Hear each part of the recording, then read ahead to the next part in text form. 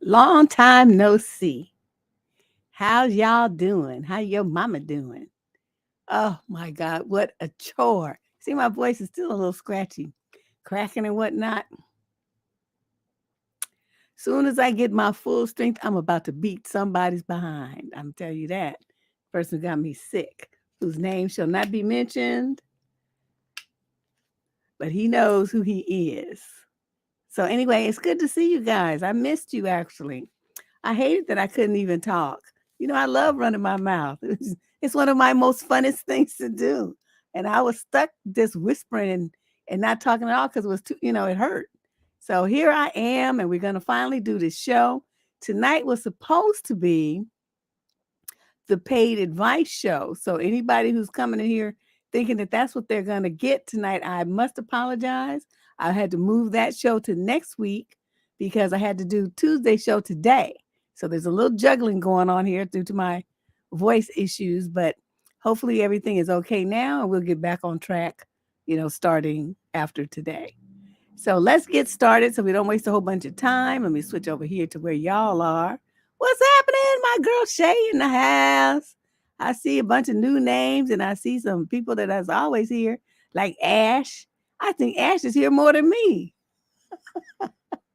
Anyway, let's get started. We have 26 questions today. Candace did not care that I didn't feel good, so here we go. Question number 1. This is a young lady in the 22 to 27 age group. She's white/European from London. The male in question is in the 28 to 34 age group. The summary of issue: my boyfriend ignored my no and violated my boundaries. What should I do about it? My boyfriend wanted to send his friends a picture of him and I chilling at home watching a game. I said no. And he kept asking me why, and then he sent the picture anyway. Deb, my hair was a mess and I didn't want my picture taken. I told him he could take a picture of the TV or of himself, but not me.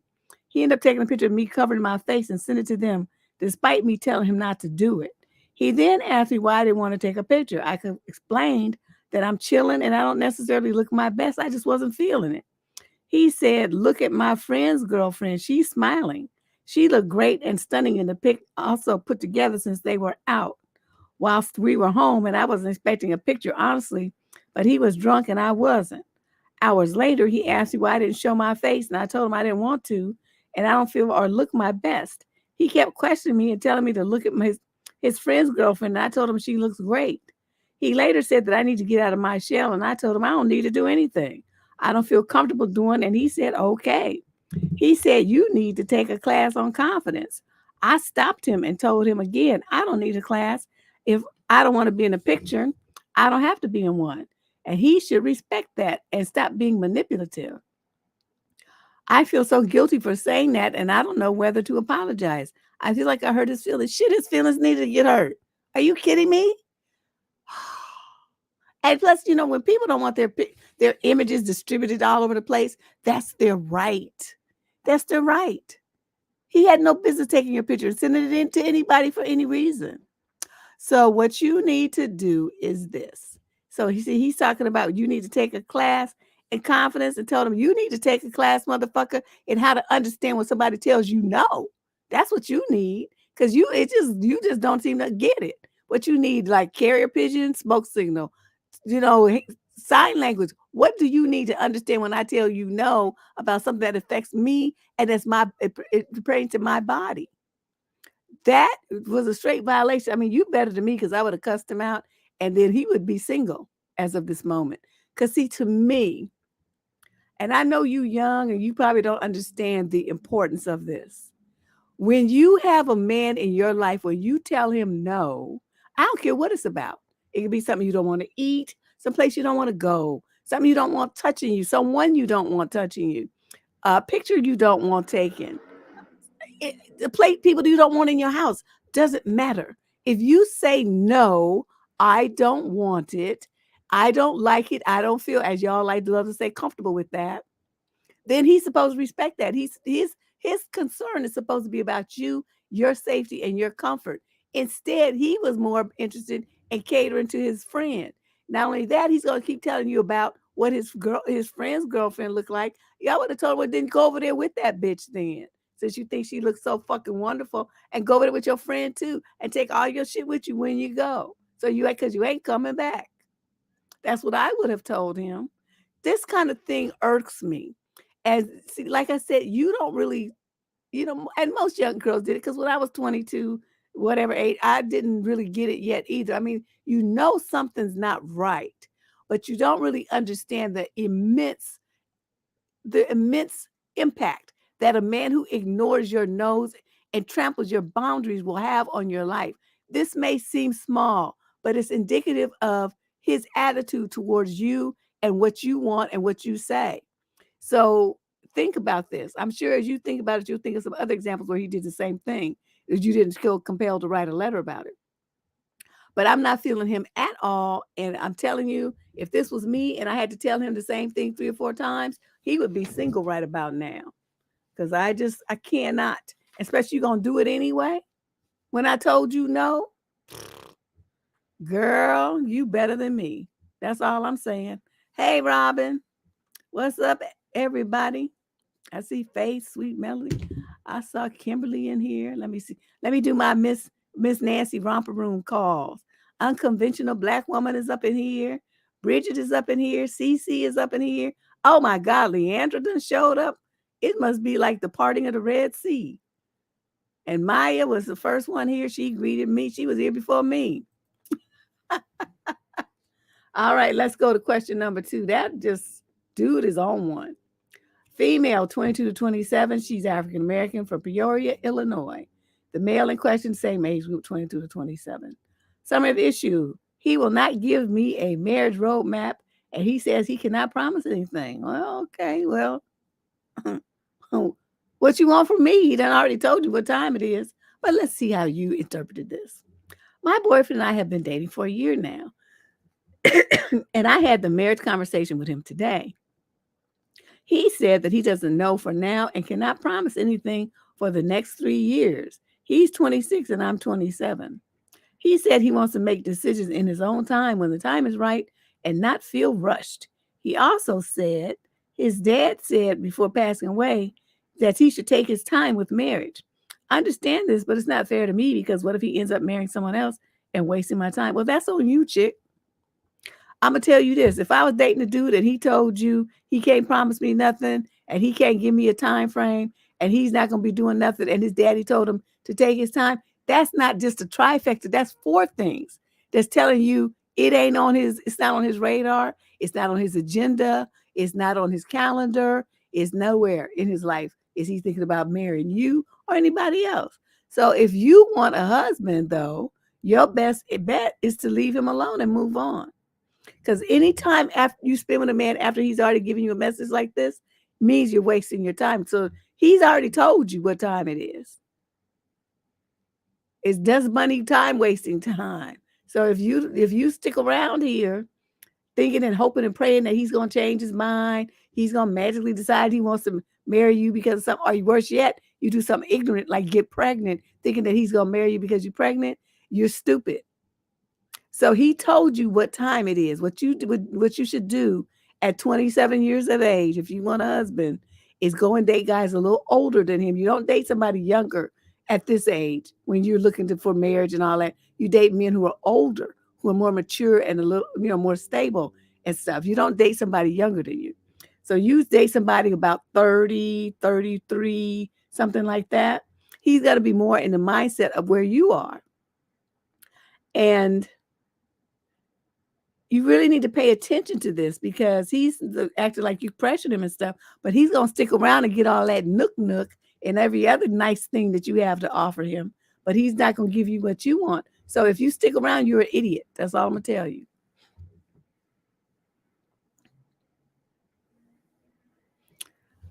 Well, we don't advertise in here.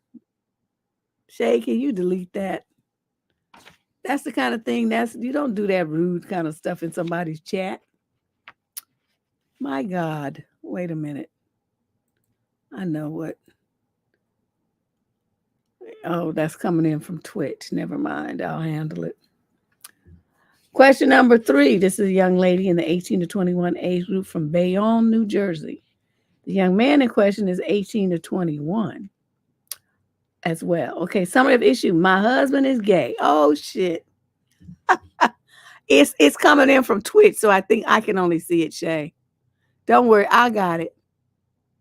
I'll get it.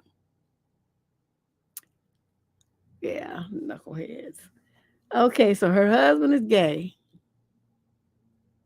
She didn't know before she got married. Okay, let's see what this story is. I'm 19. Okay, no wonder she a baby. She don't know nothing yet. And got married to my 20-year-old husband about a month ago. One night I asked for my husband's phone and he said no and refused to give it to me.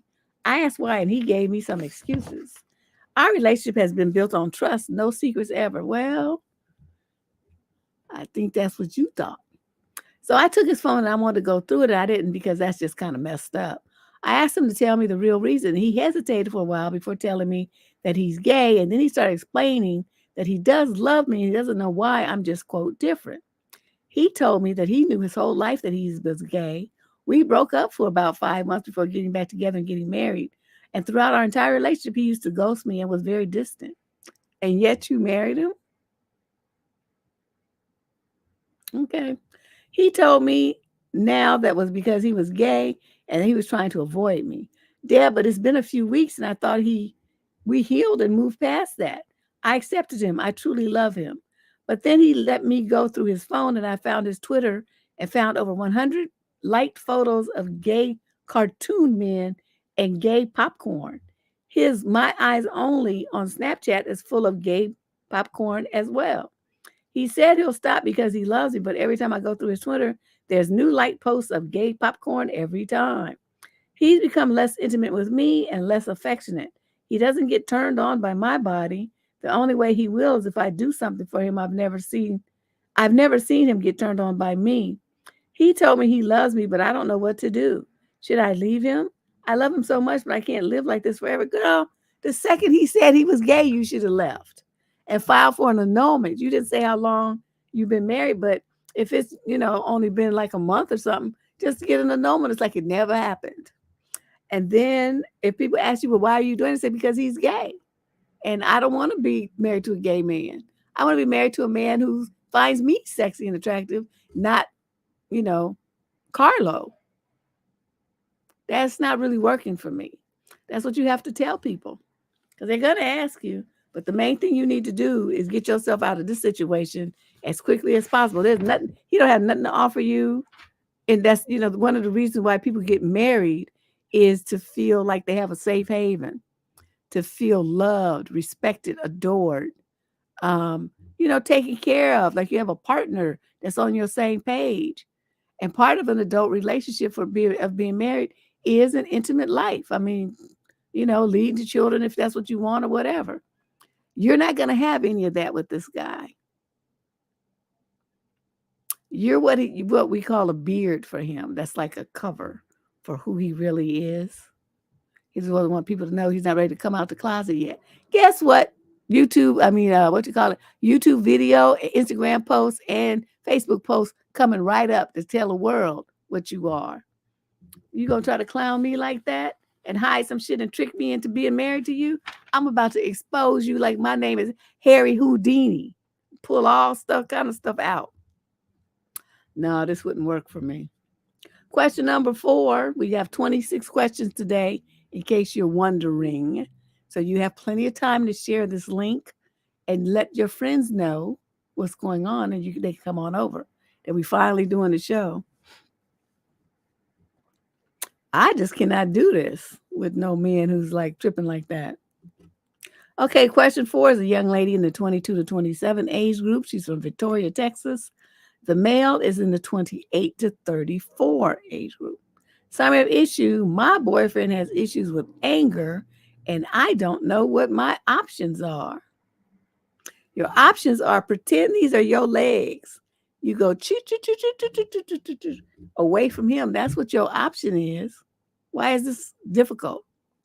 But let's see what your thought processes are. Hi, Deb and Candace and everyone. My boyfriend and I have been together for 3 years. We live together, have discussed marriage and children, etc. And I was planning to start building a life with him. Unfortunately, his anger issues are becoming more of a concern. I also struggle with anger, emotional regulation, anxiety, but I'm on my cat medication and it's fairly manageable. He, however, loses his temper. He breaks doors, slams things, yells, screams, and it's only when we fight and he says it's my fault for getting him mad. It had been getting better, but the reason I say it's become more of a concern is because he directed his temper at my 7-month-old puppy. He came home from work to see that she had chewed on his music equipment and then wouldn't come in when he wanted her to. So he yelled at her, grabbed her, and shoved her aggressively, which hurt her paw, made her yelp, and cower into me after I came to see what was going on. He stormed inside and went to our room, and I followed him after making sure that the dog was okay.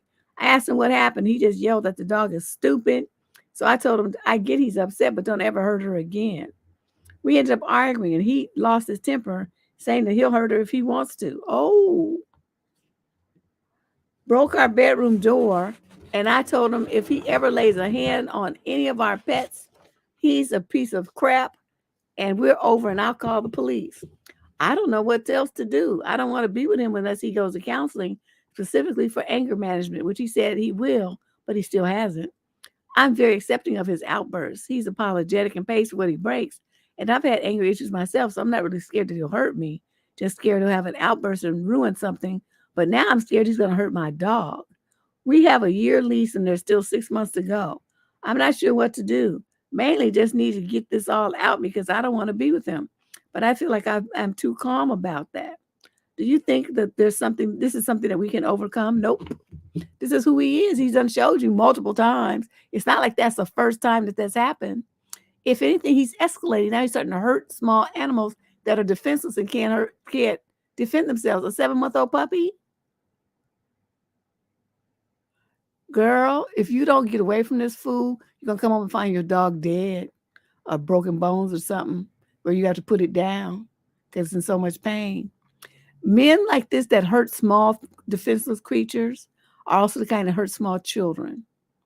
Get rid of him. There's nothing about a guy who has this little control over his emotions and his reactions that is safe for you or sane for you. There's no relationship that you could have with a man like this where you would feel safe and cared for. Instead, you'll be walking on what they call it, like pins and needles, eggshells, always waiting for him to just act a fool and measuring what you say and how you should say it because you don't want to piss him off and you don't want him to go off and throw stuff and hurt things. This is no kind of life for anyone. I'm surprised the females in your family haven't already told you this, but maybe you haven't shared this information with them. But what I would suggest that you do is go and talk to the people that have, your landlords or, whoever, the management company. Tell them what's going on. Tell them he hurt your animal and you're scared now that he's going to hurt you. And before that happens, you want to get out of there and say he will stay there on the lease, but you need to be let off for your own safety and the safety of your pet.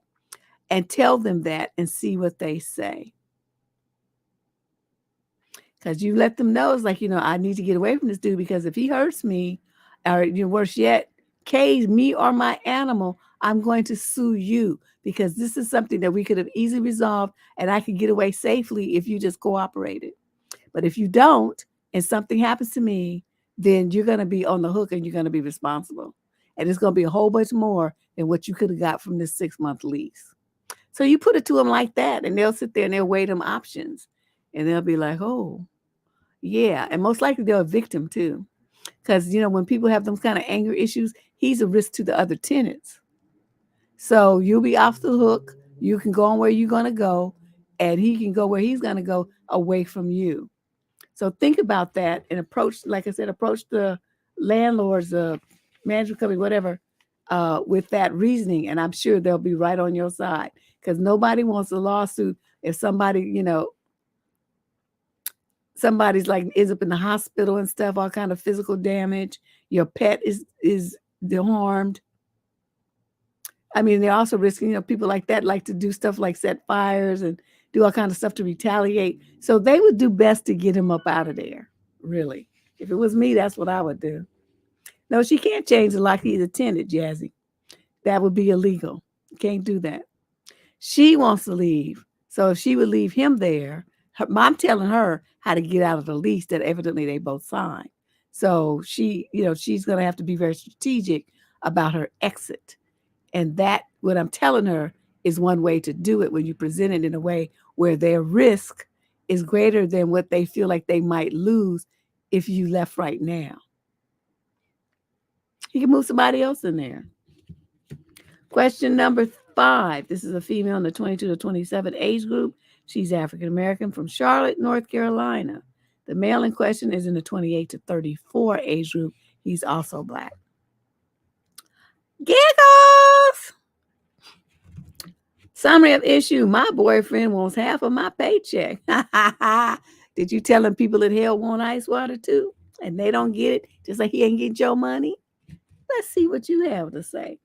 Just looking for some advice, Deb. I've been working for a year now. My boyfriend and I are looking to buy a house within the next couple of years. He says that I should give him half my check so we can save money in his account. We have been together for 8 years and we have 2 children. We have separate finances. And he just doesn't believe in getting married on paper. Just looking for advice on this. It's not that I don't trust him, but I don't want to be naive either.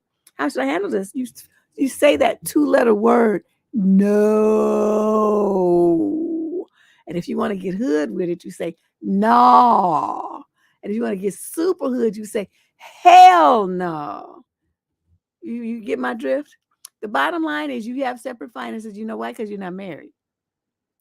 And if you are stupid enough to give this man half your money, don't you understand that he's going to skip off with your money when he gets ready, and then he's going to use your money to buy himself a house and your name won't be nowhere on it? Do you not understand that that's the game that's about to be run on you? Girl, the fact that you even thought about this enough to sit down and write this letter shows that you're not wrapped too tight.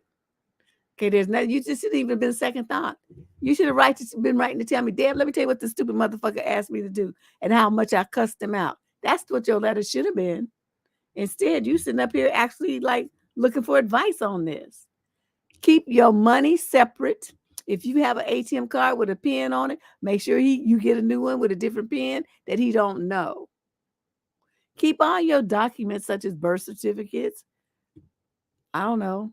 Anything that he can use, social security cards, all that kind of stuff, under lock and key. Get yourself a little safe and put all your shit in that. Insurance policies, anything like that you have. Lock it up so he can't get to it. And to me, I don't know. I mean, I know you got 2 kids with him and all this kind of stuff. But, the other thing is you don't buy a house with somebody that you're not married to. That would be a stupid thing to do. The only way around that is if you consult an attorney and y'all buy it, you form an LLC and you buy it in the name of the business. Consult an attorney before you do anything stupid. Talking about, oh, I love him though, and we got 2 kids. Fuck all that. That don't mean shit. You don't want to be a fool. And right now it sounds like you on that path. You better get your ass to an attorney so they can slap you back to reality and tell you how stupid it is, what he's talking about, trying to see if you just a dumb bitch. I have my paycheck. Motherfucker. Question number 6, female, 28 to 34 from Los Angeles. Summary of issue. Yeah, LLCs are some wonderful things. She's 28 to 34 from Los Angeles. Summary of issue. How do I make my partner understand why his comments about my family pet hurt me? Let me start off by giving you a quick clue. You can't make nobody understand shit. They understand what they want to understand. He understands your point, but the bottom line is he don't give a fuck. But let's proceed and read what else you wrote. Because I know y'all want to explore your feelings. See, I could answer your question just off the summary, all of you, well, just off the summary. But, you have to explore your feelings and you want to tell me the story and you want to tell me how he said this and you said that and how you felt about it. And that's important to you. So I read it, but it's not really necessary. Really, all I need is the summary to know that this is some bullshit. Okay, so let's move on. My family's beloved dog is 11 years old, and we just found out that she has cancer. Okay, 11 years is 77 years of age in human years, right? A dog year is 7 years, right? So that means the dog is going on 80 in human years. and she has cancer. We caught it in the early stage and is expected to be treatable, but expensive. My partner is 29, I'm 32. That's one of your top mistakes right there. He initially said that he was sorry to hear about the cancer and gave me a hug when I told him I was sad about it. But then he made a comment about how Americans are so silly with their pets and treat them as part of the family, and how his family would never spend money on medical expenses for an animal. His family's from Mexico, but he was born and grew up in the U.S. And two of his sisters have dogs who they are obsessed with and consider part of the family and spend tons of money on. So I'm not even sure what he's referring to. I guess he's referring to his parents, grandparents who lived in Mexico. I told him that this was hurtful to hear, as it's something that family is dealing with, and all of us are pitching in money. But he doesn't understand why it's hurtful and says that if we have kids, he would want to teach them that animals get sick and die and they shouldn't get attached. I'm at a loss as how to make him understand why his comments have hurt me. Is there anything I can say to get through to him? No, he understands fine. He just doesn't agree with you. And what you want to do is try to use a whole bunch of words to convince him to agree with you. And he never has to agree with you. And he's obviously not going to agree with you because on this particular thing, you do have different values. Now, I have to say, in this particular instance, I agree with him. The dog is 11. Put the damn dog down. You don't be spending, dog is going to be, okay, you talking about yourself. Oh my God, we want to save her. We're going to spend this money to save her. And it's, there's no guarantee that the dog's going to get over the cancer. You'd have to spend all that money. The second thing is, have you ever considered the suffering that the dog will be going through? The pain, the agony, the nausea, and everything else that the dog is going through while you try to hang on to a dog who's like knocking at death's door? You're being real selfish right now. Take that dog to the vet, hug and kiss your doggy, and say your goodbyes, and then have them give the dog the drip so the dog can go on and go to sleep. That's what you need to do. That would be you. That's cost money too. But why spend like thousands of dollars with no guarantee it's gonna work? Getting money from everybody that people gonna need right now for food and medical care and stuff like that, because all them COVID programs have ended. They need that, and you worrying about an 11-year-old dog that's got cancer that may not be curable, even if you did do treatment. It's always a gamble, and even if it goes into remission, it's 11 years old. So how much longer is it gonna live anyway? It's like the grandmother. The dude was his grandmother was 80-something years old, and he wanted medication. And I was like, tell the bitch to go to the light. Shit, she's already in her 80s. She'll live a good life. Let her go. I feel the same way about this dog. So, I understand you're upset and all of that, but let's be realistic here. Spending $1,000 in this situation on that animal would be foolish. Foolish. So I'm in full agreement with him. Maybe his delivery wasn't so great. It wasn't very sensitive, I have to admit. But what he's saying to you is correct. You just don't want to hear it. Go to the light. Go to the light. Tell the puppy to go to the light too. Shit. Question number 7. This is a female in the 22 to 27 age group from Rochester, Minnesota. Oh, I didn't know there was a Rochester, Minnesota. Sorry, I have an issue. Can you tell someone is wrong for you by the way the kiss feels? Oh, absolutely. I recently went on a first date with a guy I've known for a few months. He's sweet, really nice, and made a point to make me as comfortable as possible. In short, he did nothing wrong at all. But when we were making out, it just didn't feel right. I felt nothing at all. Actually, it was super weird, and I wanted to be over ASAP. I don't want to be naive and say that each kiss should spark fireworks, but I've never had a make-out session feel so awkward before. Could this be an indicator that he's just not right for me? Absolutely. That's the unknown element. It's called chemistry. If you don't have it with somebody, it doesn't matter how nice they are, how much money they have, how much they like you, how cute they are, how tall and dark and handsome they are, how sexy they are. And you're just looking at them. If you touch them or they touch you, you kiss, hug, stuff, and you don't feel the magic, instead you feel repulsed, that's not someone for you. Y'all are not a match. And that's a very important part of things. I mean, for a woman, you have to be in a relationship with a man that you are attracted to on a deep level like that. I mean, not just visually, because sometimes the person that we're attracted to, you look at him, it's like, ooh, he kind of looked like a troll. But I mean, that might be, but y'all had a chemistry and so it works for you. But that's a very individual thing. And without it, the relationship it just sucks because the woman needs to have to feel so attracted to the guy that she wants him to hug her. She wants him to kiss her. She wants to hug and kiss him. She wants to sit in his lap. She wants to be up under him. She wants him to hug and kiss on her. She wants to cuddle with him in the bed. She wants to do other things with him in the bed. If that kind of chemistry is not there, that's the dude that's going to get her back. She's never going to want to talk to him. She's going to be snippy with him, short with him, and not really want to be bothered with him. He's going to be asking for some nook, and she's going to be like, no, I don't want to. And, stretch it out for months sometimes because she's just like not into him at all like that.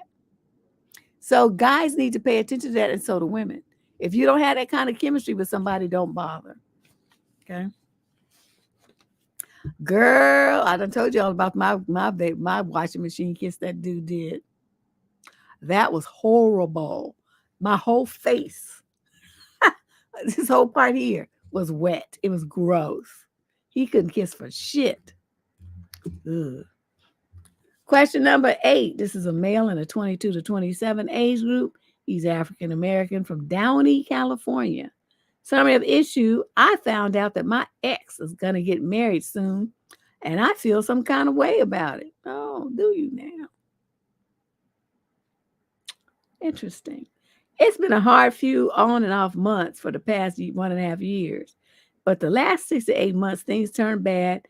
And now it looks like she's getting married soon to a guy who had asked her out while we were together about 3 years back. I'm in this loop of constantly thinking about her and not able to get my mind off of her. I'm just not able to show my emotions of what I'm feeling because it's really over.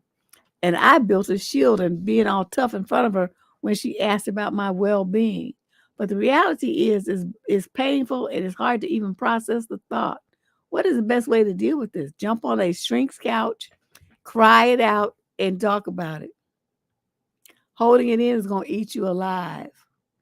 Go and get you some help because it's grief. What you're feeling is grief. It's grief for the lost relationship that you thought you were going to have and the loss of her and all the dreams and plans for a happily ever after that you created with her over those years. You got to let that, you need help grieving and letting that go. And trying to hold it in and be all hard is not the way to do it. You need to just break on down and let it go. And I think having someone to guide you through that process will be very helpful. So don't poo-poo it. You'll probably be okay in 3-4 sessions, 5 at the most. You'll be okay. And then you'll be able to, put this in position to where you can deal with it. But get you some professional assistance because this is something that sounds like it's hitting you hard and you're going to lose it the day she actually gets married. So you need to start working on this now, okay? Question number 9. This is a male in the 22 to 27 age group from Tempe, Arizona. What would be a reason why a girl would purposely try to get you jealous during the talking to stage? Because she's stupid? Is this a trick question? She's insecure and she's dumb. And she's thinking that if you get jealous, then that's her way of measuring how much you really like her. Whereas if you don't get jealous, then she's going to feel like, well, he doesn't really care. But it's only stupid people think like that. So that's the reason, right? I mean, look in there and see what they got to say. If they have any, other points to augment what I just said or some controverting ideas about it. But every time I've seen a woman act like that, that's what it is. She's so fucking insecure. She needs to know that you like her and how much you like her. And in those women's mind, getting jealous is a positive thing. See, whereas with me, getting jealous will get you evicted from my life. Don't act like that with me. Don't.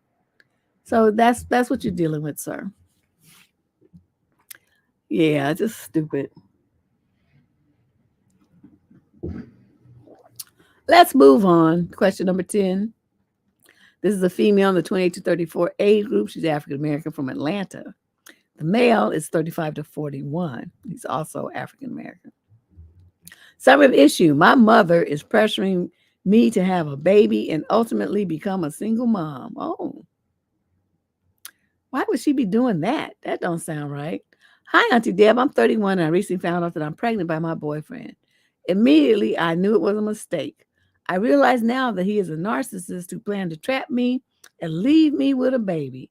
He has done this with 2 other women before me. I know, I know. Girl, you know you need your ass kicked. As soon as I found out I was pregnant, his true colors came out. I knew he drank a lot, but he stopped even pretending that he wasn't drunk every day. He is financially irresponsible, always finding himself short before payday, even with a well paying job. He barely spends time with the kids he has already.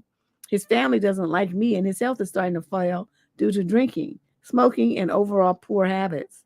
He still expected me to cook, clean, get busy, and cater to him during the first trimester symptoms. He never once has catered to me as a woman carrying his child. He even stopped coming home or answering my text. So that means you live with this fool? I find myself very depressed and overwhelmed, lonely and disappointed in myself. I never wanted to be a baby mama. So now I'm thinking of terminating. The only one who objects is my mother. She has always pressured me into having a man and having kids.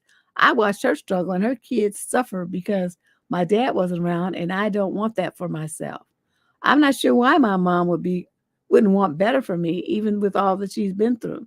She's now single and lonely and thinks a grandchild will be the only thing she looks forward to. She even pressures me about having the first grandchild of the family and says she will take the majority care of the child. Am I wrong for not wanting to set myself up for some ghetto single motherhood? Or should I just deal with it and hope for the best? Should I just continue with the termination and tell her that I miscarried?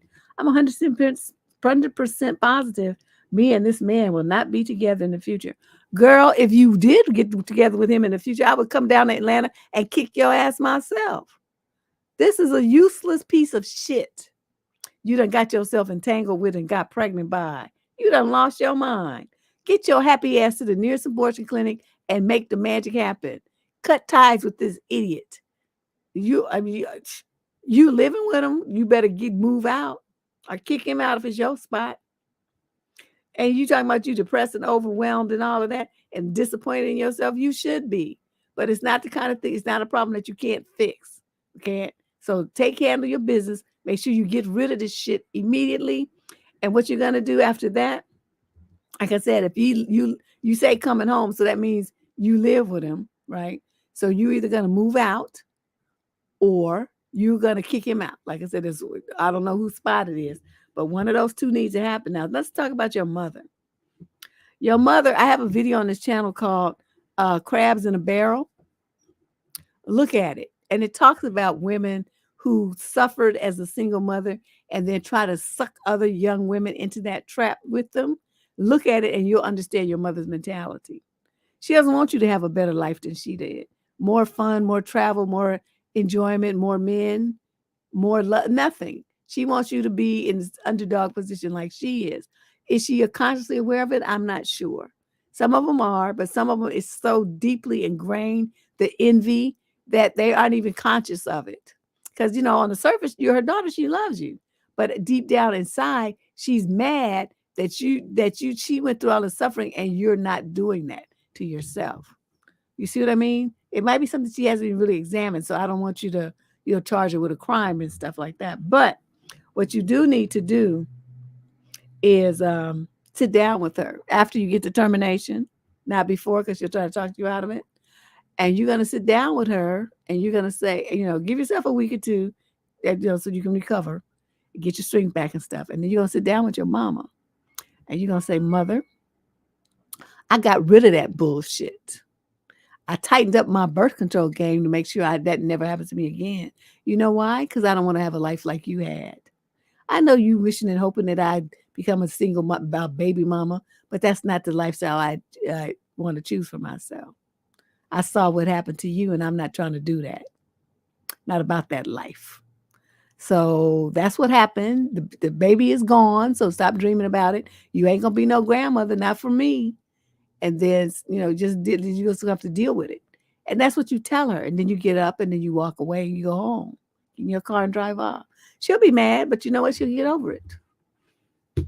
Either that or she'll die trying to get over it. Either one, it don't matter. It's not gonna be no skin off your back. Of course, you'll be sad that your mother's dead, but you'll be sad with your mother's dead without some kid and without some dust bucket that you gotta negotiate child support and visitation with. That's just like a world of trouble that you would get to escape by getting abortion immediately. And tighten up your birth control. Question number 11. This is a female in the 22 to 27 age group. She's Caucasian from the UK. Summary of issue: my partner's pressuring me to join in on family trips. What is all this with people getting pressured? March of 2022, I found out I was pregnant. My partner was not supportive and wanted me to get a termination. I went for my BPAS scan. I don't know what that is.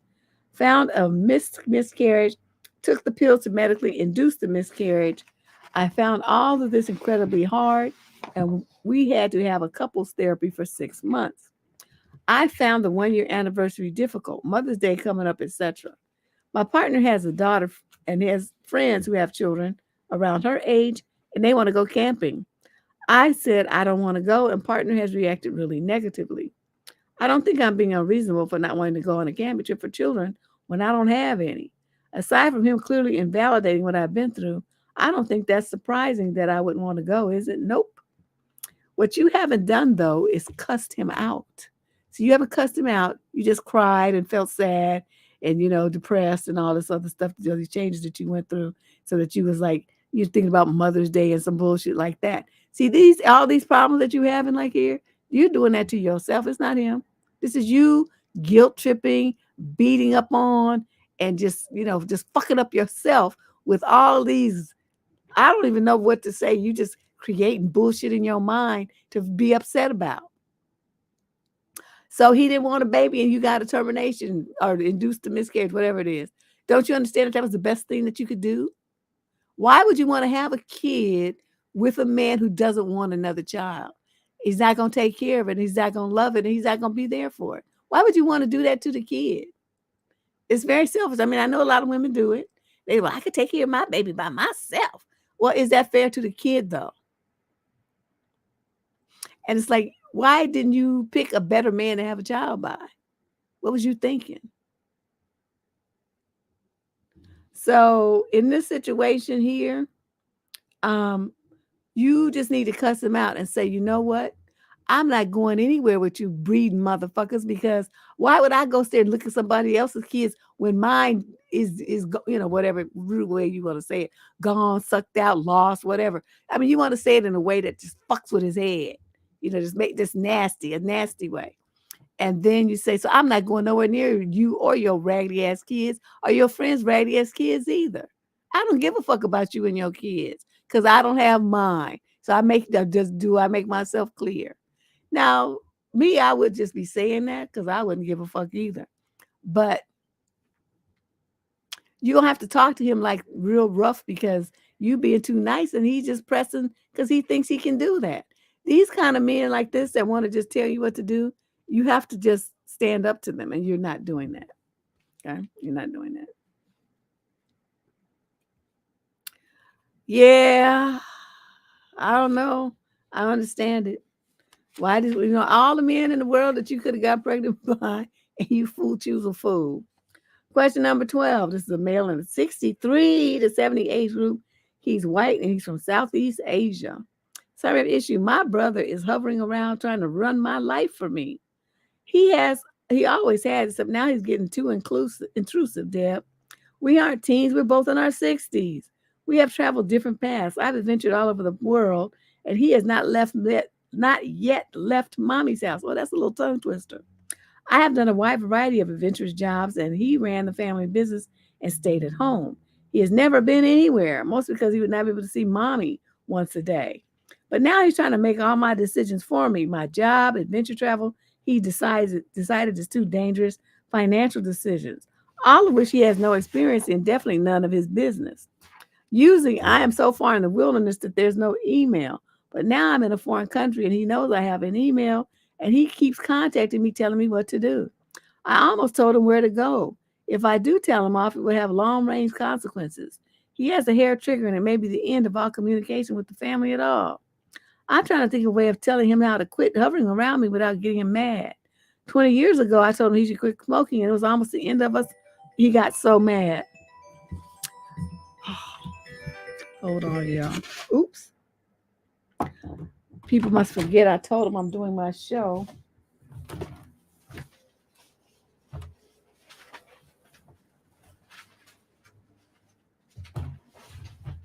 Then I dropped all my papers. Oh my God. Why do I keep doing this? Oh. Hold on, let me find where I was. This is terrible.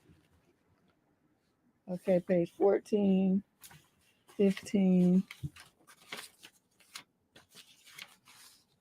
16. Okay, and this is page. Jesus.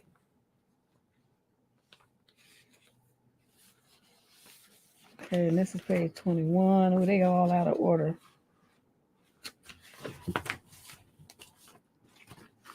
Okay, I think I got them all. Hopefully. There's a couple more pages down there, but I don't know if this. Let's just go with this and see what's happening here. Okay, so he wants to tell, he says, I'm 65 and I haven't been home or seen them in 25 years. I told him I'm thinking of switching jobs and he threw an email temper tantrum. I told him I'm starting to work online and he threw a fit because he doesn't see Amazon as a real thing. He thinks it's a children's toy. He contacted me 5 times and told me to forget this Amazon nonsense, end quote, and to get a regular 9 to 5. I haven't been in a location where there's a 9 to 5 in decades, Deb. I battle around the world in third world countries. I know he means well, but even if I hint that he's wrong, he flies off the handle and I risk losing all communication with my family. Is there any way to handle this? Dude, I'm going to say this. Somebody who traipses around the world and just gone for 25 years really doesn't give a fuck about his family. See, you try to pretend like you care, but you ain't seen them in 20-something years, right? That means you really don't give a fuck about them people. Not really. It's just something to do. I just in a down moment where you're not excitingly traveling around the world, like your name is Bear Grylls or something, then you want to sit around here and talk, oh, my family, and think that I'm going to fall for that. Cuss him out. And if he wants to block you from the rest of the family and they don't want to contact you, then so be it. You ain't seen him in 25 years. What's another 5 or 10? You won't miss him. After that, your ass is 65. You only got a few more years anyway. Shit. Don't worry about it. Question number 13. This is a female in the 22 to 27 age group. She's Caucasian from Maple Grove, Minnesota. Summary of issue. What are some ways to respond to coworkers who ask about my personal life? I am 22 without much work experience, yet since I'm just out of college, I would like to have responses that don't necessarily make me seem offish or closed off, she means. Girl, are you sure you went to college? But also someone who don't want to discuss my private life with people. And it's hard avoiding that when coworkers create small talk that centers around their personal lives. I don't want to discuss anything with them outside of work because they are too catty and gossip about everyone and everything. I don't need my business out there, and I'm tired of feeling sorry about wanting privacy. Do you have any suggestions for me? Oh, God, we've talked about this so many times. Okay, first of all, do you not know how to lie?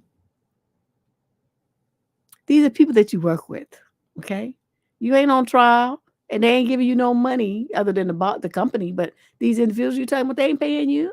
So you know what? You lie. You just create some bullshit. I mean, look online and create a story to something like that, to something you saw.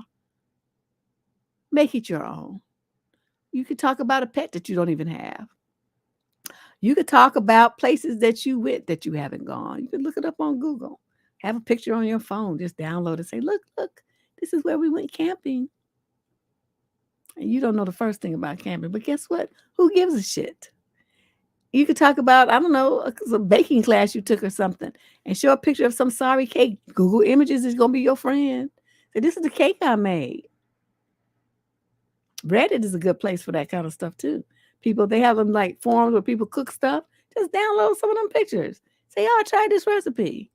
Stuff like that, little bullshit stuff. It doesn't have to be about like, oh my God, I found this rash on my butt and I went to the doctor and they said it's cancer. And it don't have to be that kind of personal stuff. They just want to interact with you outside of issues that have to do with work. Okay. So you create some stuff that's not really super personal so that if they go and talk about it, it's not going to hurt you at all.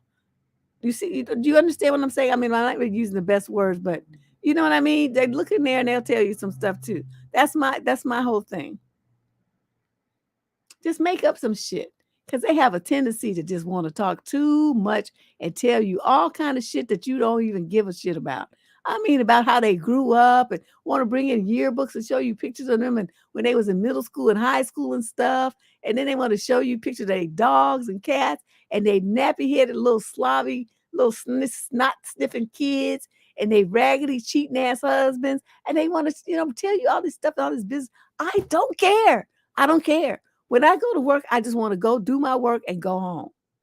I don't want to talk. If I had the ability to never talk to my coworkers, I would be fine with that. Go roll in, do what I need to do with my headphones on, roll out with my check in my hand. That would be ideal for me. But that doesn't really work when you work in a company, especially when you work there for a long time. People want to know something about you. So create a persona. Create one. It doesn't have to be real. That's the thing that you guys don't get. Just make up some shit. Just so they have something to talk about. You have something to tell them, but it doesn't have to be factual. It doesn't have to be really revealing of you. It's just some shit to talk about. Especially since you already know how they are. They're going to gossip about it anyway. So just tell them some simple bullshit. Don't have nothing to do with you to talk about. They like to ask personal questions. Oh, like, how old are you? Why do you need to know that? Says Deborah.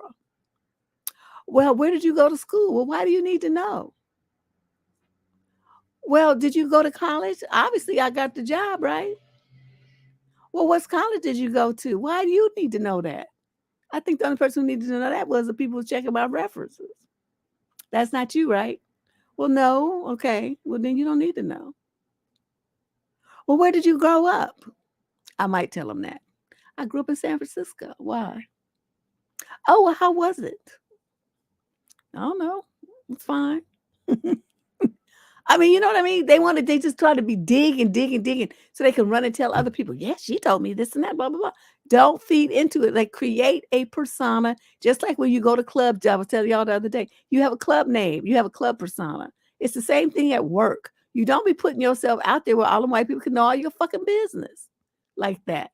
Don't be one of them dumb bunny people that just blab and run off at the mouth telling all your business like that. Because it's going to come up and they're going to use it against you. Heed my warning, create your persona, and that's all you tell them. That little trivial, superficial bullshit. And like I said, you make up shit. Oh, I made these cookies, but they were so gross, it was just terrible. So I ended up giving them to the dog. And even the dog didn't want to eat them. And they'll laugh and then they run around telling everybody, oh my gosh, she made these horrible cookies. And she said even her dog didn't want to eat them. And they'll use that they'll be off the hook for a week while they regale each other with that tale. You see what I mean? It doesn't have to be actual personal stuff, just stuff for them to run off at the mouth about. My God. So there you go. Those are all my suggestions. Think hard and start creating your stories. Question number 14. This is a female in the 28 to 34 age group from the UK. Summary issue. I don't want to invite my friend on my plus one free holiday because she's never invited me on hers. Is it bad that I'm thinking of going on my own? I'm 32 and this friend of mine is 31 and we've known each other for 8 years. She's not my best friend, but she's, we're pretty close. I've been asked to review a luxury resort for a week. I'm a journalist. And as I've only just moved into the travel arena, this is the first one that's come up. I'm allowed to bring a plus one and everything will be inclusive, covered by the hotel. So it'll be a great trip.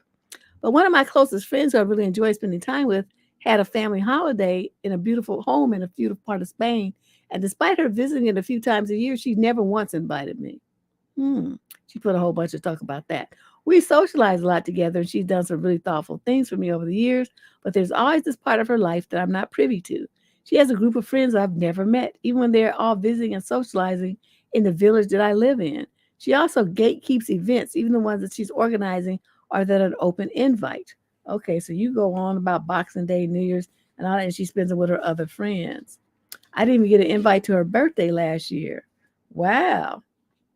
My other close friends are moms with newborns that won't be able to join me, and I have started a new job and can't take off of work with the short notice, or we're not close enough to be spending a whole week sharing a room. So I'm actually considering just going on my own, which I still very much will enjoy. But does that make me ridiculously petty? To be so put out by not getting an invite that I'd rather not give a free holiday to one of my friends? I know in the grand scheme of friendships, it's a small part of it, but I also feel like it's important. Girl, what? I hope you didn't even mention it to her. Because the main thing is you just tell her, no, I'm not taking anybody with me because I'm going to be working. I'm there for work, not fun. So I'm going by myself. That's all you have to say. And you didn't say that she asked you to go. So I'm assuming that you were just thinking of all of this, like, who would you bring and how it wouldn't be her. But you never said that she asked you if she could go. Because then I would have to charge you with having a big mouth. And let me just tell you, from here on out, you're going to be working in the travel section. You're going to be going to a lot of places. They're going to be having you come in to write about their business, their restaurant, their resort, their hotel, their bed and breakfast, their whatever it is. They're going to be sending you invitations. I want you to keep your mouth shut. You don't say nothing to nobody. If you want to bring somebody, bring your mama. Other than that, you don't tell nobody where you're going and what you're doing except the people at your job, because it's a work-related thing. You're not there to be having a good time. You're there to write an interesting story and report to travelers about the pros and cons of these places that you're going to. To be fair, you have to include all the good stuff, but you also include all the bad. And the only way you're going to find that out is if you make a concerted effort to do so. You can't be distracted by hanging out with your buddies, getting drunk and partying. Okay, so you're there to work, so work. And that's the end of it. That's my advice to you. This is like a non-issue, some bullshit you created in your mind. Question number 15. This is a female in the 38 to 42 age group. She's Caucasian from Santa Fe, New Mexico. The male in question is in the 43 to 50 age group. Summary of issue. My boyfriend prefers his ex's bosoms to mine. Okay. Oh, I should have got more wine. This is almost gone. And this column is crazy. First of all, let me say that his ex had a boob job. She's now a 38G. Okay, wait. D, double D, E, F, G. Okay. I'm all natural 32C. He says he prefers the shape, look, and feel of hers, but that he loves me. I didn't need to know this info. What should I do now? You should have cussed him out. Or you should have said, well, I went out with this dude named Tyrone, and I preferred his stuff to yours. You know why? Because it was bigger, it was longer, and it was fatter, and it was more solid, and it lasted longer. So now we're even, aren't we? I prefer the shape, look, and feel of his. But I guess I could love you. I would have to slam him. You're not going to talk to me crazy. I'm going to hurt your feelings right back. And, you toss on that not just look and feel, but last longer too. Had a better stroke game. All of that. Was just on hit. But I guess I love you, though. These kind of men, you got to hurt their feelings. And they be coming at you with some bullshit like this. Oh, hell to the no. Nope, you good. You good. I don't understand these women that are so nice to men and don't like stab them in the heart when they say fucked up shit like this to them. They just sit there and write me, oh, he said this to me. Why did you not light his ass up like the 4th of July? Why did you just sit there and take that? Girl. Question number 16, female 20 to 34. She's Black from Oakland, California. The male in question, the same age group. She says, my husband had an affair. We are getting a divorce. So what's his anger towards me for? I have to admit, this has been an abusive relationship. Even before the discovery of him cheating, we were headed for divorce. I've been pretty cordial in my opinion considering the circumstances. I didn't yell or scream when I found out about his lies. I asked to meet the woman before they introduced her to the kids. I'm on board with this divorce and their relationship does not bother me. My healing has not been linear at all, but I've done pretty well keeping my emotions away from him. But since November, he has been so angry towards me. I've asked him many times why, and he never answers. He appears and has told me many times that he's happier and less stressed and that this other woman has kept him sane. Well, great. So why are you mad at me? LOL. I recently saw text messages between him and his girlfriend, and he was bashing me for a seemingly normal conversation. Because of his manipulative behavior, I keep interactions with him short and to the point, which may come across as mean or cold, I guess, with a question mark. I don't know what to do. What do you think is the reason he's so angry? Who gives a fuck? See, girl, you in a divorce with a cheating, lying, skank hoe man, and you sitting up there not only thinking about why he's mad, but actually putting time into writing a letter to ask an advice columnist why he's mad. Who gives a fuck why he's mad? Let him be mad. Let him be so mad he just pops from like an explosion because he heats up so much. Let him be so mad that he's like his head expands to the size of this planet with all how they show in the cartoons where they be blowing out the steam because the steam is held in because he's that mad. Let him be big mad, super big mad, all of that kind of big mad. Let him be that. Who gives a fuck? Why you care? You should be teasing him about it. Like, oh, look like you mad. What else can I do so you can be madder? You should be teasing him like that. Like, I love it when you mad. It just makes my day. I just love to see it when you're upset. It's just a wonderful thing. Especially if you cry some man tears, I'm gonna make a martini out that shit. Say fucked up shit like that to him. I don't understand why you concerned about his mad and why you're even curious. Who gives a fuck? Okay, now. Question number 17, female 22 to 27 from Brookhaven, Georgia. Sorry of issue. He asked me to be his girlfriend during Nook Nook. Did he now? Very early into getting to know this guy, we've been on a few dates. But during Nook Nook, he asked me to be his girlfriend. Is he being serious, Deb? I gotta ask because I've been told not to take anything seriously that a guy says in the bedroom. So I just said, well, let's get to know each other a bit more. But the guy say this thing only in the bedroom? He hasn't brought it up today. Well, of course he's not. Why would he bring it up when you said let's get to know each other more?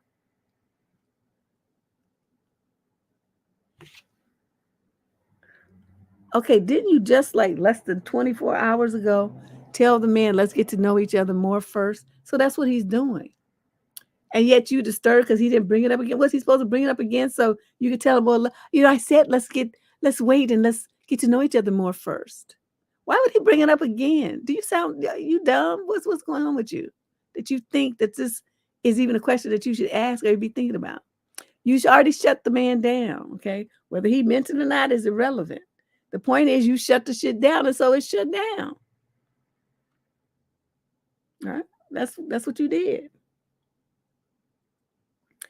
Now, why he would say it during Nook Nook, it must have been feeling good to Home Skillet. He was like, "Oh shit, wait a minute, let me stake a claim on this."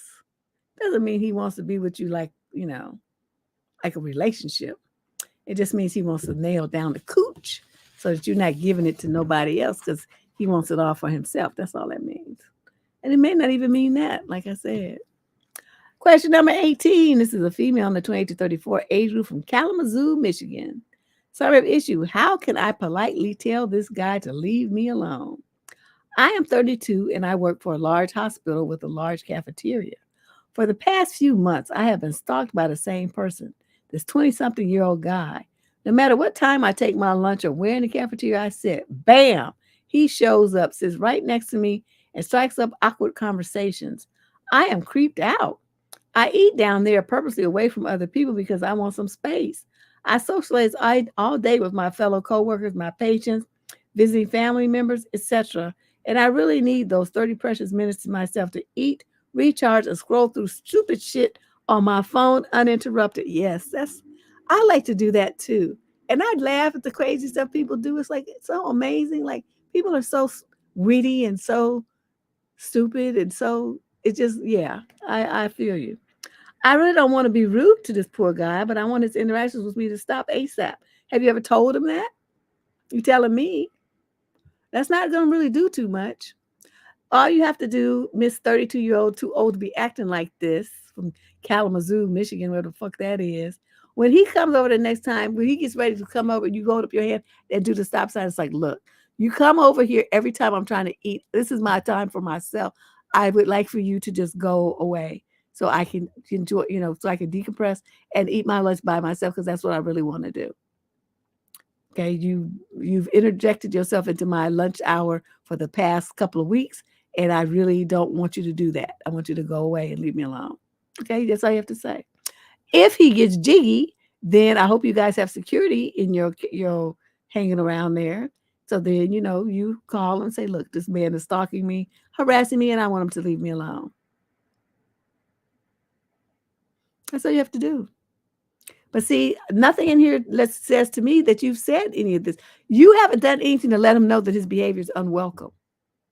So he's supposed to just figure that out by himself, by sign language? When you talk to him and you let him sit the fuck down, but then you want to whine and complain about it to me. Man, woman, the fuck up, okay? Open your mouth and tell this man that you don't want to be bothered with his ass. That's all you have to do. This is not hard. It's not rocket science. You are doing shit. You haven't said no. You haven't said stop. You haven't said go away. You haven't said I don't want this. You haven't said anything to him. But yet you get to say, well, he should know when you welcome him over and have a conversation with him every time. So this is your fault. Okay, this is all your fault. You did this to yourself. But I'm telling you what to do, so open your fucking mouth and say something. Question number 19. This is a female 28 to 32 age group. She's white from Lawrence, Kansas. The male is 22 to 27. Okay, so she's the older one this time. Some of the issue, my boyfriend will not ask me before having overnight guests to our shared apartment. My boyfriend and I have been together for a little over 2 years, and we're now discussing moving in together. He's 27 and I'm 28. We're hoping to get a 2-bedroom apartment, mainly because we want an extra room for an office, and so my boyfriend can play games. The subject of overnight guests recently came up in conversation. My boyfriend believes that he should not have to ask me before inviting overnight guests to our apartment, even for multiple nights. I voiced that I would like to be asked before he invites people to stay the night, as I will be paying at least half the rent, and that is the courteous thing to do. I'm not planning on saying no under most circumstances anyway, but this would be my home too. Apparently, this is a deal breaker for my boyfriend. He doesn't think he can live with me if I want him to ask me before having people spend the night.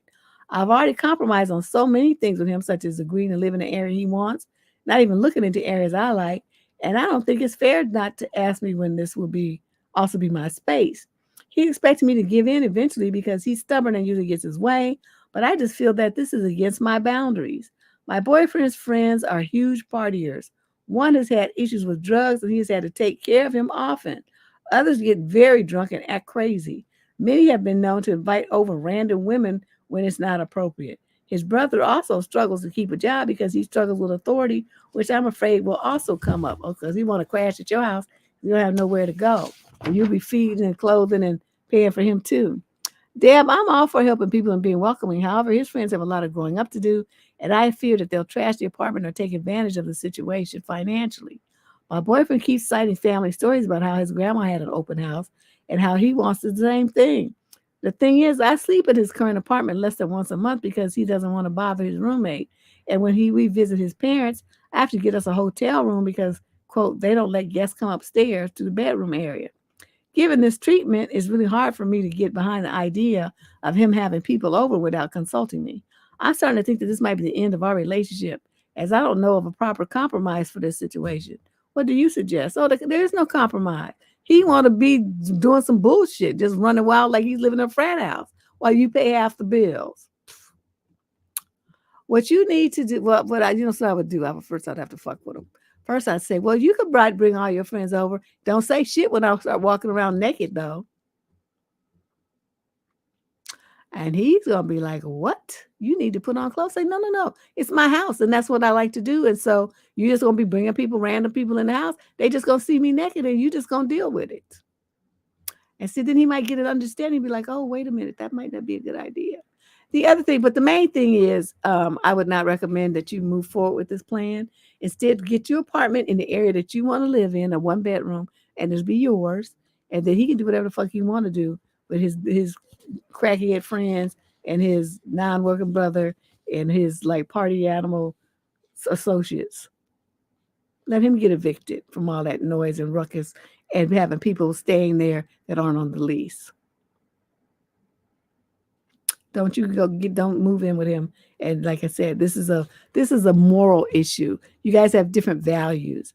And if a couple is that divergent in their values, the relationship is never going to work. Just imagine if you two were married, or you had a little kid or two, little couple of kids, and he's bringing all these random men around there. How would you feel about that? And spending the night.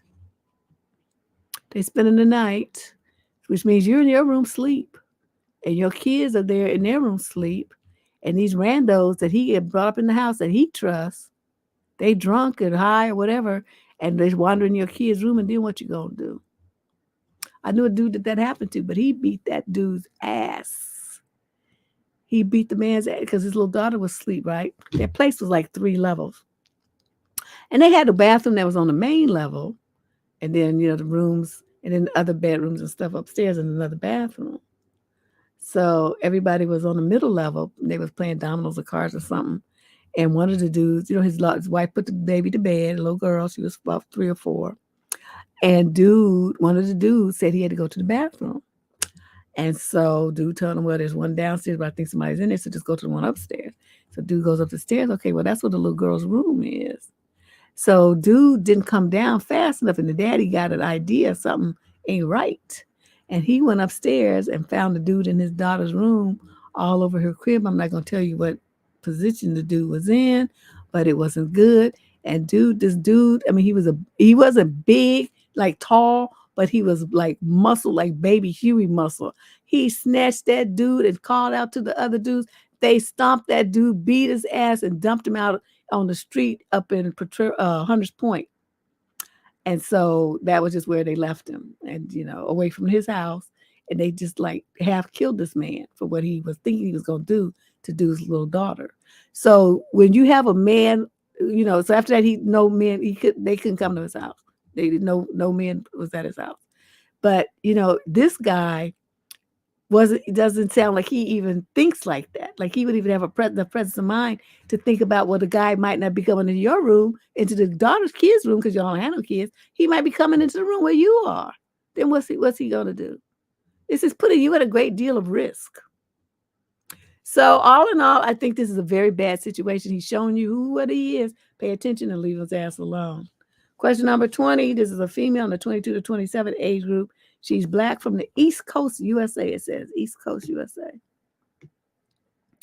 Yeah. And then you move in and you paying 50% and you got to be bothered with some bullshit like that? Oh, hell no. Okay, question 20. We got 26 questions today. Oh, let me do my commercial break. Okay, so what we got coming? Okay, this was supposed to be tonight, but it's moved to next Thursday. So if you have a question that you want to want advice on the spot, these are once a month on the spot advice shows. You pay $10 on Cashapp, or what this thing is, the stuff they have on YouTube, but Cashapp is better. And then you ask your question and you get an answer right there on the spot. You don't have to wait. There's no gamble like it is with What the Fuck Tuesday, where you may get picked and then you may not. Okay, that's what we got coming up for there. And then now that I have my voice back, I'm gonna reschedule this show. I think I have a schedule for this Sunday. After I go to this retirement party, and yeah, I got to change the slide over here. But anyway, it's going to be on Sunday, early evening. I think about 5. I said. So that's what we got coming up on the channel for you this week and next week. Okay. So let's finish up with these questions here. Question 20. This is a young lady in the 22 to 27 age group. She's Black and she's from the East Coast. She says, "Summary of issue: I had my worst date ever yesterday. I'm a 27-year-old Black woman, and yesterday I had the absolute worst day of my life. We met on the internet, and then the guy suggested the first meeting. He said he knew a nice restaurant and a cinema and asked if we could go there. I agreed. As it turned out, we walked a few hours around town. He didn't even mention a cinema or a restaurant. I will add that this all came with heavy sleet and 40-degree temperatures. Then we got on some city bus. He claimed for a long time that he knows where we were going, and what turned out we got off in the outskirts of the city, but we waited an hour for the next city bus. He asked if I was cold, and I said, yes, I'm very cold. I'm all wet from the rain. I thought it would enlighten him and we'd finally go somewhere. I wasn't wrong. We went to the cinema, but only to check the repertoire. Same in the restaurant. We read the menu and he said, it's a nice restaurant and we can go here on the second date. After reading the menu, he suggested that our visit to the restaurant was coming to an end. So he just took you in there to look at the menu. This motherfucker is tripping. I dreamed of hot tea and a meal. I would love to buy something, but even more, I wanted this horrible nightmare meeting to end. One thing is for sure, there will be no second date.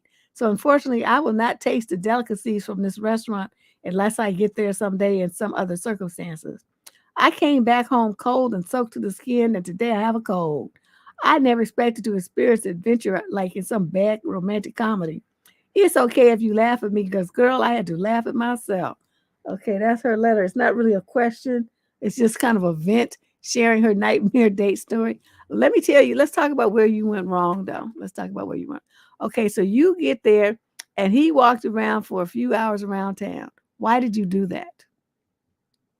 By the time we walked for 10 minutes, I'm like, well, where's the restaurant or the movie? I'm tired of walking like that. Like, and then he would have said, well, he would have told you. And then you could have been like, oh, okay, well, hold up. Uber, Lyft, taxi cab, somebody, my girl, my best friend, come get me. This is my location. And then I would have deuced out. That's where you messed up. So you let him take you on this wild goose chase, all of creation, and you going to the outskirts of the city with some motherfucker you don't even know. That's a recipe for your ass to end up on the news as in missing. What's wrong with you? You're far too trusting. So in the future, if a guy doesn't do what he said he's going to do within the first 10 minutes of you being with him, you get in your Uber, your Lyft, make sure you have an app on the phone, your credit card or whatever, his payment thing is already there. So you don't have to worry about fishing in your purse for it and try to say, so as soon as you call and put in your secret PIN number, then they're going to know it's you and they're going to come and they're going to pick you up. That's what you need. Okay, then you leave a situation like that. You don't stay there. And since you was there at the, nice little restaurant or whatever, I mean, you made it that far, you could have got an Uber from there. Shit. After you had your tea and a meal. Cracking me up. Don't you ever do this again. This was so high risk. You're just such a dangerous position you put yourself in, traipsing around all over town with this fool.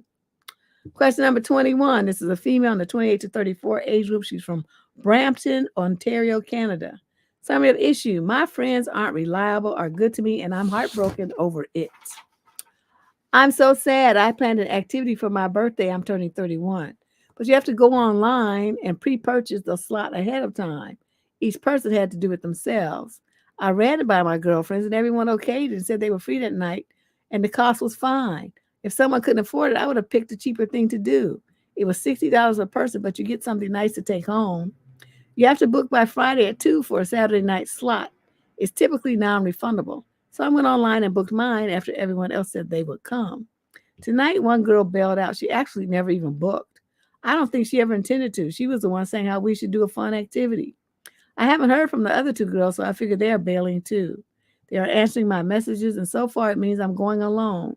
Yep, I'm spending my birthday by myself. I feel like such a loser. I wish my friends had just been upfront that they either couldn't or didn't want to go. I didn't really care. I just would have never booked this. I feel like my friends don't care about me and they aren't really good friends. Turns out I'm not going alone now. Last night, one girl felt so bad when I told her that everyone bailed that she went and booked it. And while I was typing this, she called to tell me, but I don't want people to do it out of pity. Now she's trying to rally some girls from her church who I barely know, to go with us. I just feel so sad, like I have no friends. I live and work away from my family. Maybe I should just move back to my hometown. It seems all I have is them to rely on. At least they actually care about me. Well, this what happened. I'm not gonna say it was a good thing, but you 31. God damn it, fucking shit. What are you, 5? Birthdays are just another day. By the time after the 30th birthday until you get to like 50 or 65 or something. I think 50 is another big one, and 65 is definitely a big one. And then if you make it any after that, well then, it's all gravy. But to sit up there and cry and whine about your 31st birthday and nobody coming to your little fucking party like you 3, fuck out of here. You put way too much on this. At 31 years of age, you should have been able to create something that was going to be good for you. Go do it by yourself and been happy. Okay? Either that or why didn't you go home then? You living away from your family. Why didn't you go home for your birthday if it's that meaningful for you? You got to realize people might want to spend time with you, but what they don't want to do is spend $60 to spend time with you. I don't know that I would want to do that. I have plenty of money, but that don't mean I want to spend it on some bullshit like that. I like to save mine and invest it and do sensible, sane things with it, like, buy new pots and pans and stuff like that. I don't want to spend it on trinkets. So all in all, I mean, I'm not saying that you're wrong for feeling upset, because they did, make it sound like they would show up in this and that. But what I'm telling you is you need to reframe your expectations of people celebrating you on your birthday like you're still 5 years old. Fuck out of here with that shit. Okay? You want to do something with your birthday, then do it. Toast yourself. I spent so many birthdays by myself, and you know what? I like it because it's my day to reflect on what I've accomplished the prior year and what set my goals for the next year. I don't do it on New Year's Eve. I do it on my birthday because that has meaning to me. New Year's, that don't mean shit to me. That's my party. But my birthday is my time to do introspective work, to plan my life, and to recreate myself. It's like a rebirth every year. So it has meaningful. And really, if I spend it with other people, they get in my way of me doing that. So you reframe what it is, your expectations, what your goals are for a quote birthday. It's supposed to be for you to rebirth yourself as a woman, always growing, always changing, always improving, always accomplishing, setting new goals for yourself, knocking them out the park. That's what your goal is for your birthday. Not to sit up there and titter with a bunch of girls like you 15, acting stupid, crying on a goddamn letter about this bullshit. Okay, some of these, these, hold on. I did. These are. Okay, I got them now. All right. Question number 22. Female, 22 to 27. She's African American from Chicago. Summary of issue. My boyfriend has started rapping. And I'm having a very hard time being supportive. Me and my boyfriend have been together for almost 2 years. He's 24. I'm 23. He has a friend that makes music as a hobby. So at the beginning of our relationship, he made a song with his friend. When he approached me and told me about it, being brutally honest as I am, I said, no, I don't want to hear your rap. I'll be cringed out. So a few months later, I caved in and listened to the song. It was just funny to me because I view him as a big teddy bear. And here he is rapping about money, guns, and hoes. He had a line that was clearly about another girl and kept making fun of him for rapping about someone that wasn't me. He found it funny and laughed along with me, saying it was the only thing he could find to rhyme. Flash forward to last week. He comes from his friend's house and tells me they made a new song. My first response was, did you mention another girl again? In a joking manner. But he got really upset, telling me how excited he was to share his music with me and how my response was negative, that he wants to start taking music seriously and really trying. And so then, okay, let me fox. She wrote too much. So anyway, she mad because he want to rap about another girl.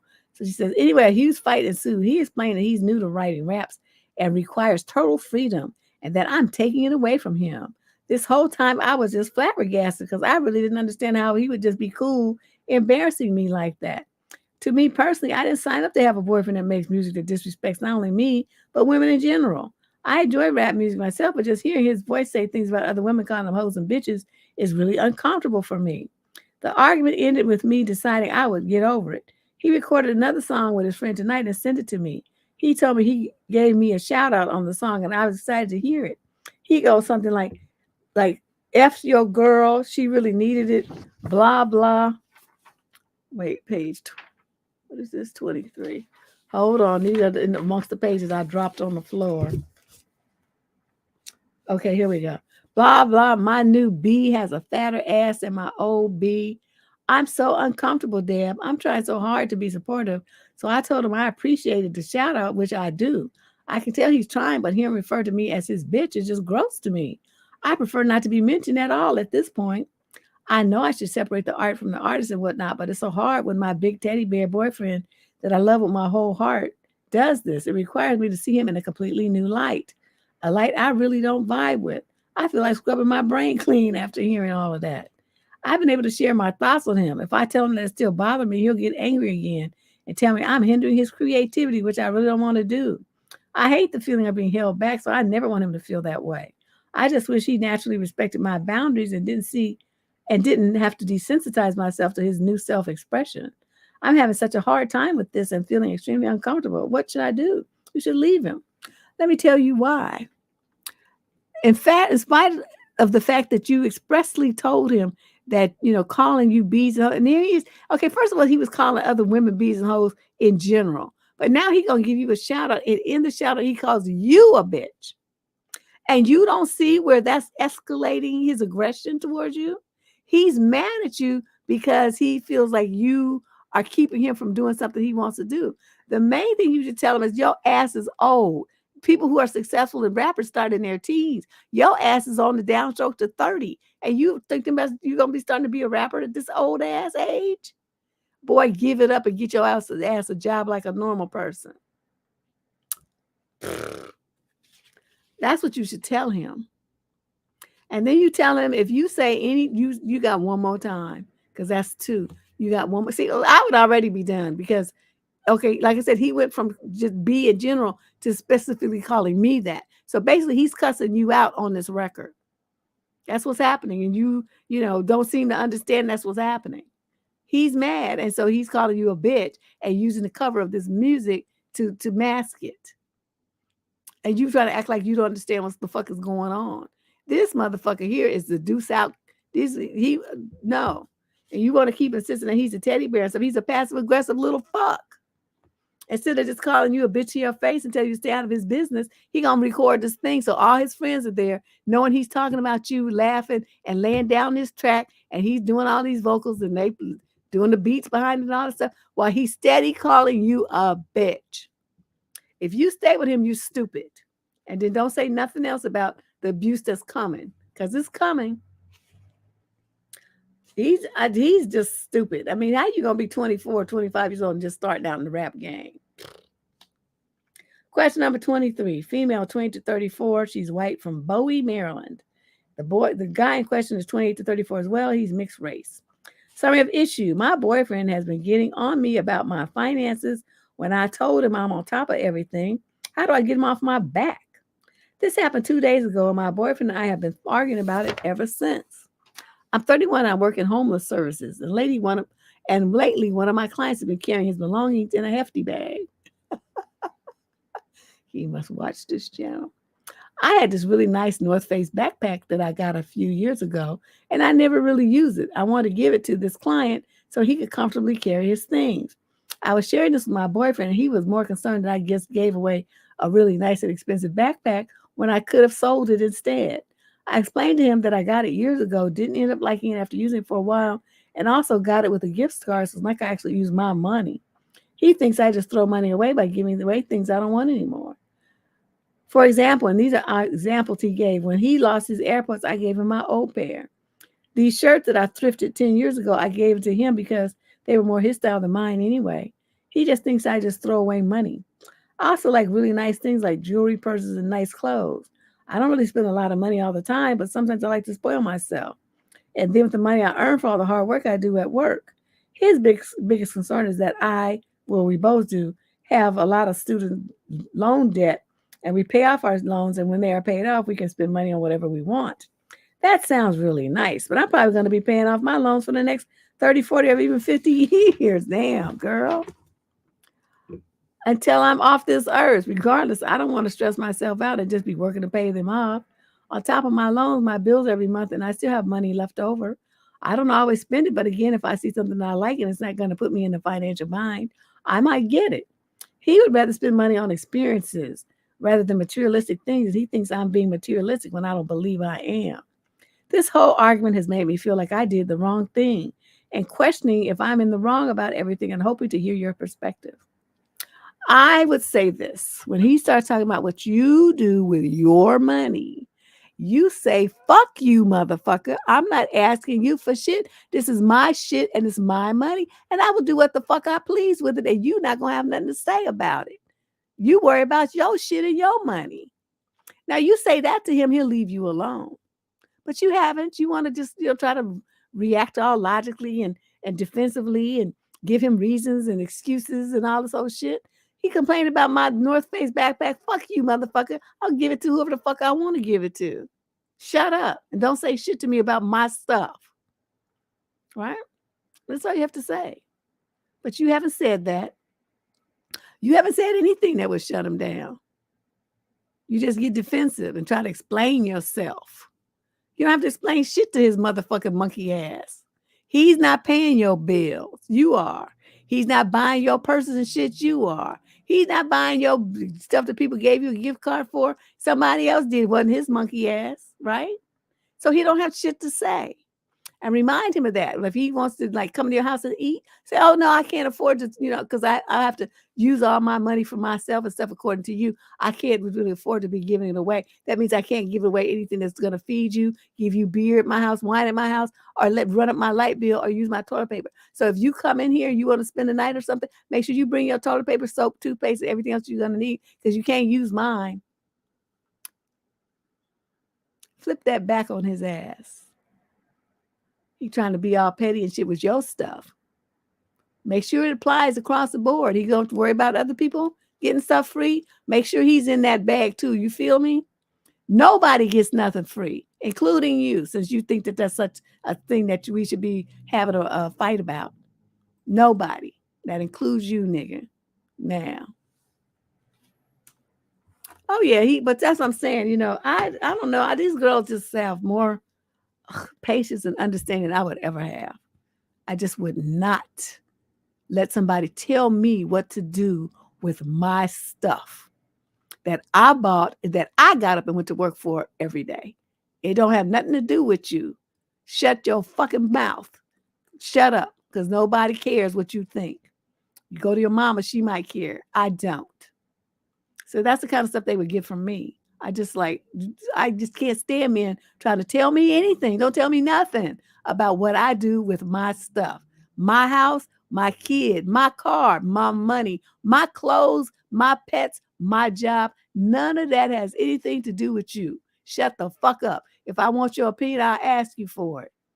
Better yet, I'll give it to you to pair it back to me. Because I don't really care what men think. I'm just like this. They be getting on my nerves. So anyway, let's move on to question number 24. This is a young lady in the 28 to 34 age group. She's white from San Ramon, California. Oh, yes, right down the road here. Well, I don't know. Not right down the road. Summary of issue. Am I being selfish if I don't want to use all of my vacation to visit my husband's family that's overseas? My husband's from a foreign country and his parents still live there along with the rest of his relatives. It takes about 12 hours to fly there, and I've literally used all my vacation, 15 days to visit them since 2017, with the exception of 2020 with COVID hit. I understand the sacrifice he makes by living so far from them, and I absolutely support him visiting them, but I love to travel. I haven't had the chance to see any new places at all since we've always used our time off to visit them. I've suggested doing a trip in his country with his parents as a compromise so we could do and see something new while also spending time with them. But they literally never want to go anywhere. They are extreme homebodies who won't even go out to a restaurant in their hometown. I have also invited them to come to the U.S. and stay with us many times. And though they are both retired, they always make up some excuse not to come. He's visiting them again in April and very nicely said he understands if I don't want to go since it's boring for me. But doesn't that seem rude to my in-laws then? Am I being selfish? Advice, please. Who gives a fuck? You done sacrifice your vacation every year since 2017.